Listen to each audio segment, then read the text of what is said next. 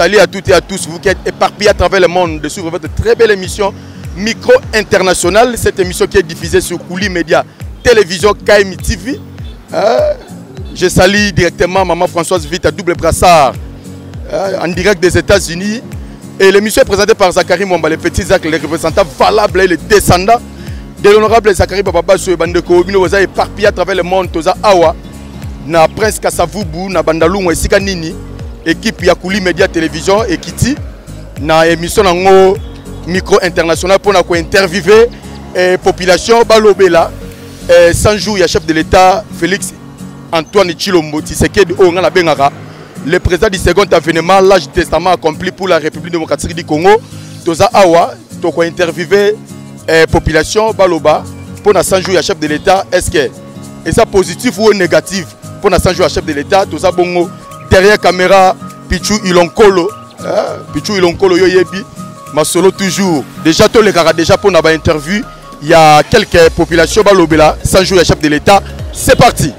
Mbote papa. Mbote papa nangai. Et d'après le bilan au chef de l'État, Félix Antoine Tshilombo Tshisekedi a salaki pour 100 jours, 100 jours de koka. Est-ce que pas na yo bilan est négatif ou positif? Papa, sans kokosa yote bilan est largement positif.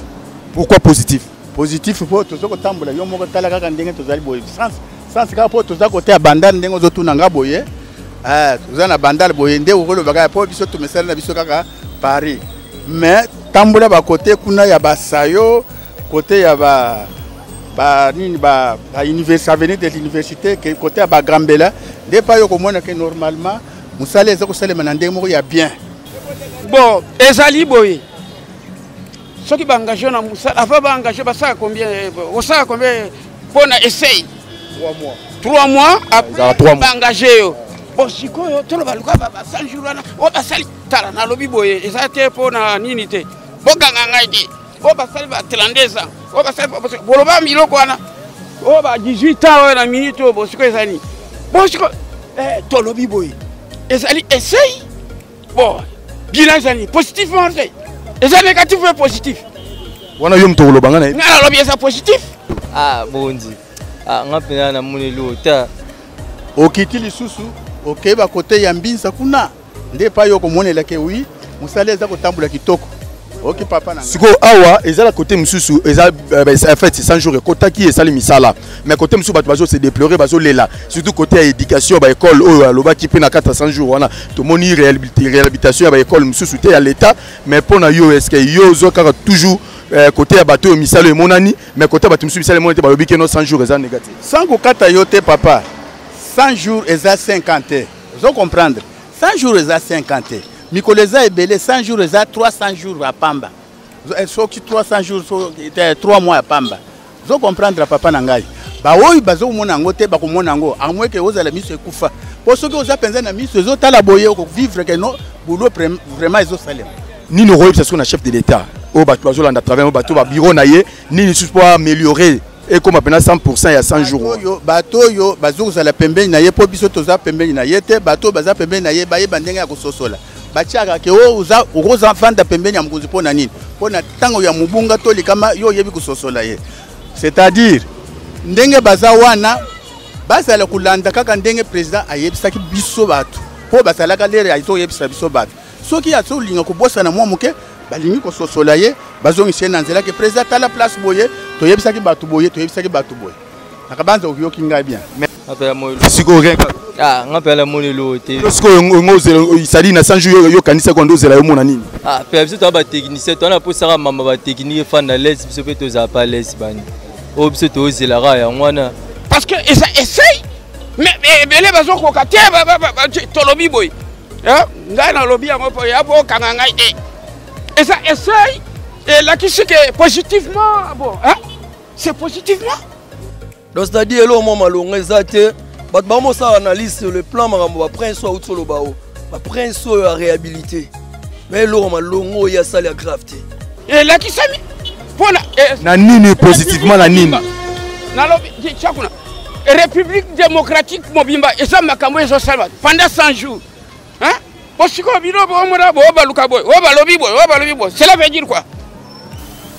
En tout cas, bilan 100 jours à chef de l'État pour nous c'est normal parce que oyo alobaki a réalisé yango po tokotonga mboka te na 1 mois mais quand même na oyo alobaki a réalisé parce que tomoni par-ci par-là tomoni ba marche salami tomoni ba tokomi ko futama tomoni ba ministre musu ba kena ba justice tomoni ba nzela donc c'est-à-dire makambo ya alobaki yango zo salama ya omonga ke biso toza toujours na sima le peuple d'abord parce que biso mo doit le peuple d'abord donc biso toza na ye lisu likola lisu so tomoni mabe pas tout ça li marche bon adore ay komi bon moto c'est moi mabe marche parce que to soutenir ye ada présent sur la bien ada présent ba jeune et donc ada présent moi très plein tout le monde na biso ba présent mais ye en tout cas soko meki na ebité ado sur la kitoko en tout cas 100 jours longonia makambo to eza kitoko mais comment fait-il maman ko ba union c'est négatif ça dit comme si ça le côté le la 5 ans mo mekoka ça le côté bon en fait na rolo ba chef de l'état mi pesi d'abord makasi na ba voyage donc agi na ba souci mo boye ba déplacement on est un peu difficile azui mo priorité wana ba déplacement pa pamba a s'occuper venant na makambo etali mboka te mais biso ba peuple congolais oh toyebi que Fachi azo sala musala zo salama o bazo kantaneti Fachi bazo guider o a commis télécommande ba guidaka ce n'est pas ça ouais tolembi botika Fachi asa musala na ye yazali muto ala diaspora. Merci premièrement l'opportunité de faire Singapour concernant le bilan chef de l'État, soit ça positif ou négatif. Le bilan est vraiment positif. Démontrez-nous pourquoi c'est positif. On a démontré au land de la télévision T1, libération des prisonniers politiques. Moïse Katumbi a dû passer pour le 20 mai, je crois, à Kinshasa. C'est grâce à chef de l'État. Réhabilitation ya baroute, tomoni sayo, tomoni université partout. Réhabilitation na ba école, tomoni déjà na Lemba. Auto zo baka ville Kinshasa ye na extérieur ba pays. Tomoni maison Schengen, ezongi vol Air France, ezongi nyonso na kati ya bilan 100 jours. Les gens qui ont l'analyse par rapport à Prince Oya Lobeli Gaka. Mais tout ça l'analyse va makambo ya promettre bisoté. Ozomona. Donc jusqu'à présent rien ne marche, rien ne marche. Neti nini. Bon biso tendance là d'abord tout le monde a d'abord social total d'abord quand même. Toyo katata mususu que shit quand même ya lipa tout le monde va payer mususu. Révolution pe non mon là par rapport à lipa après à lipa ande mataki. Donc tout le monde a quand même un petit changement, ne fils qu'un petit. Tout ça la critère makamura banzela ta avec l'état. Kabila la biso makamura route to moni lo malonga ya porter la vie ya congolais. Tout ce qui va faire, tout vivre dans ma route. Et tant que moi, je suis 100 jours chef de l'État et qui avec succès. Parce que Alobaki a sali en haut. Congo est à mon aîné. Même ça est temps, je bien est à Liboso. Il y a collègue. On a bagay en wana banamboka. Baza mutema kokita. Président Labiso, Alosa Moussane Kitoko avec succès. Longo na président Labiso. Merci beaucoup, merci beaucoup, merci beaucoup. Tous on continuer. Nino etikali o ya ko sala source d'avantage pour que eluka et canaliser pena mboka na ndenge population za uluka. Bon elo etikali o peuple bazo zeleza libumu. Parce que moni na telemia. Kolongono soki na lien na tondi. Donc ato bisinga keneti maluku makolo na kokende. Donc ça dit o etikali social de la social za libuma peuple congolais. Yango papa lobaki le peuple d'abord. Donc c'est-à-dire que social, les peuple congolais il faut aller à peuple congolais il faut sentir à la mouille na tongona 1000 francs, na 1000 francs ko ta wenze asombela ngobilo rebelle. Et peuple congolais il faut mona des dollars pendant des aboyés et l'euro pendant 16000 dollars pendant 10 dollars ils ont na 8000 francs. Que mutaza na 500 francs na ye aka asombi sikre na ye asombi amedo attendre que nyo social manambala mote mais o est essentiel faut essentiel parce que peuple congolais a se retrouver na place où il y a zolinga sala.